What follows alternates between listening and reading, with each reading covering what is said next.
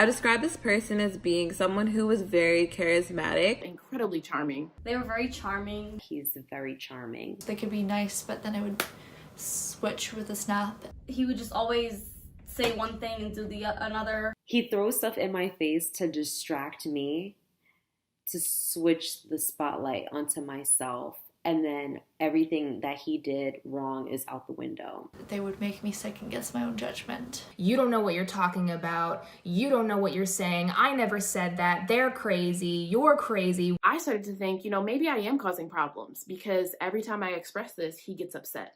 It always seems like I'm the one causing the problem. The hardest part was having friends telling me that I was being gaslit and I didn't see it. We are continuing our exploration into manipulative mind games that are played in romantic relationships. Now, we began this series talking about love bombing, then we went into Dennis theory, and today it's all about gaslighting. Now, gaslighting refers to the act of undermining another person's reality by denying facts, the environment around them, or their feelings. Targets of gaslighting are manipulated into turning against their own memory, emotions, and possibly their own core identity. People use gaslighting in relationships for two primary reasons. Number one, so they don't have to fix and work on their own shit. And number two, so they can create insecurities in others and use that as a form of control. I think it is massively important that we deconstruct manipulative mind games so that people are able to spot them, avoid them, and if you've been through one, to heal from one. Now, yes, you can listen to this video and get the recipe and try to use this on others, but I truly want to stress nobody wins when mind manipulation is used. Because yes, you can get someone to technically fall for you, but they will despise the experience of being close to you, and thus you lose out on the entire point and the joy of intimacy. And that is why it is so crucial that we practice self-care, and above all else, that we arm ourselves with knowledge so that we can see people with bad intentions miles away. And that is the entire point of this series, to give you awareness so that you can make better informed decisions, so that you can choose healthier relationships. And if you want more research on how to do that, may I suggest my audiobook, The Game of Desire, read by me. And it is a story of how I worked with 6 amazing women through my 5-phase strategy to helping them become the best versions of themselves so they could attract the best people for them. If you also want to do more research than that on mind manipulation, I strongly suggest any audiobook on dark psychology. And speaking of audiobooks, this video is sponsored by my homies, my partners, Audible. And Audible has the largest selection of audiobooks on the planet. They have audio fitness programs and Audible originals. Now, what's really great about this partnership is I was already a subscriber of Audible for like 4 years at this point, and I only partnered with them after my audiobook, The Game of Desire, got added to their library and then made their top 100. But what I do strongly want to emphasize is, y'all, the deal I'm about to tell you was not around when I signed up for Audible. It is a goodie and I want you to take advantage of it. So I want you to go to audible.com/shambooty, or if you're in the US, just text shambooty to the number 500 and then you are going to get Audible for just $6.95 for 3 months. Plus you're gonna get an audiobook and 2 Audible originals. To put this into context for you, if you were to go and order my audiobook from the publishing company directly, you would spend over $20. But with this offer from Audible, you're spending $6.95 to get my audiobook or any audiobook of your choosing, and you're also gonna get 2 Audible originals. So yes, this is definitely a deal. And once again, if you wanna capitalize off of that, please go to audible.com/shambooty or text the word shambooty to the number 500. To further break this down, I am going to give you the blueprint to how gaslighting shows up in romantic relationships. Step 1, a gaslighter will pick their poison. They are going to select the reality they want to enforce. And I have noticed that a lot of gaslighters try to create an insecurity based on their own insecurity. So they will project their issues onto you.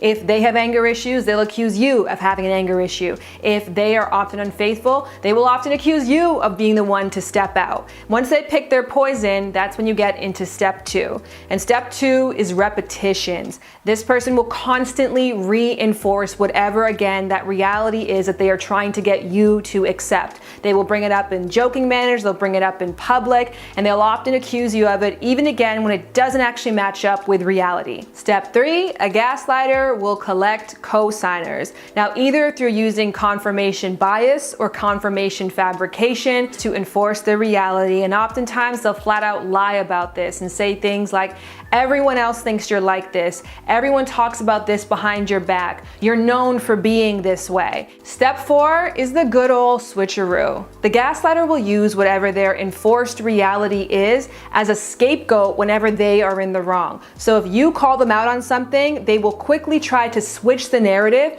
to pinning back to that insecurity that they have created in you. And the final, most toxic step is console. Step number 5 is when they will pretend they are the only ones who accept you and who will deal with you and work with you. And after they've made you feel the lowest of the lows, they'll swoop in and say, but you know what, we'll get through this together and I'll stand by you even though you've got this really, really toxic problem. Because I'm the only one who can possibly love you. Because, well, look at you.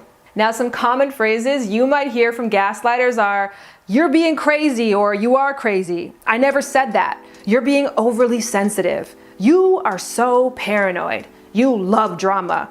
You have the worst memory. Everyone else thinks that you're crazy / paranoid, sensitive, miserable, insecure, a liar, manipulative, insert awful adjective here. Now for the important part of this video. What do you do if you recognize that there might be a gaslighter in your life? One, I think it's important just to call a spade a spade. You gotta sit someone down during a calm time and say, look, I've noticed this pattern that we tend to do in our relationship, and this is what it's looking like. I don't wanna get into that kind of toxic cycle, so how can we work together to fix it? But ultimately, the other person has to come to you and say, I am a part of this system of change, and I wanna be accountable for myself so that we have a better connection, because if they don't, there's nothing you can do about it. If you try to propose a solution and they just escalate and get angry, I would say that is good cause to try to sever the relationship, since self-insight truly is a solo sport and you can't change somebody else, and it's up to them to change if they want and they value what you share. And if they don't, slide them to the left or put them in a compartmentalized box where they're not going to negatively affect you the way that a gaslighter truly can if completely unleashed. And if you are listening to this and you're thinking, damn, I think I may have gaslit somebody in the past, first and foremost, self-insight is the cure to gaslighting. And if you recognize that, you are already well on your way to doing better in the future. I also think it's a matter of just affirming to yourself that it's okay to be imperfect. You don't have to try to have a perfect record and have said the right things or did the right things or responded the right way. It's all right to admit your flaws. It's definitely not all right to project them onto other people. It is crucial that none of us fall victim to the idea that we won't have to work on our own faults if we invest our time and energy in highlighting other people's. And honestly, who wants to be perfect anyways? It's through recognizing our faults and working on them that we achieve our potential and becoming our best self. And if you're never in the wrong at the end of any relationship, then you didn't grow from that relationship. At best, you just got by. That's it. I hope you enjoyed this video, and if you did, I want to remind you there's more ways you can gain insight just like this. For example, you can listen to my audiobook, The Game of Desire, on Audible, and you can use my Audible offer to get a crazy discounted price. You can get Audible for just $6.95 a month for 3 months, and with that offer, you're also going to get 1 audiobook and 2 Audible originals. And if you want to capitalize off this deal, please go to audible.com/shambooty, or if you're in the US, text Shambooty to the phone number 500-500. You can find full details about the offer in the info box below, and if you go down just a little bit lower, you'll find the comment section where I want to hear from you. Gaslighting. Have you experienced it? Have you done it? And what have you learned about it?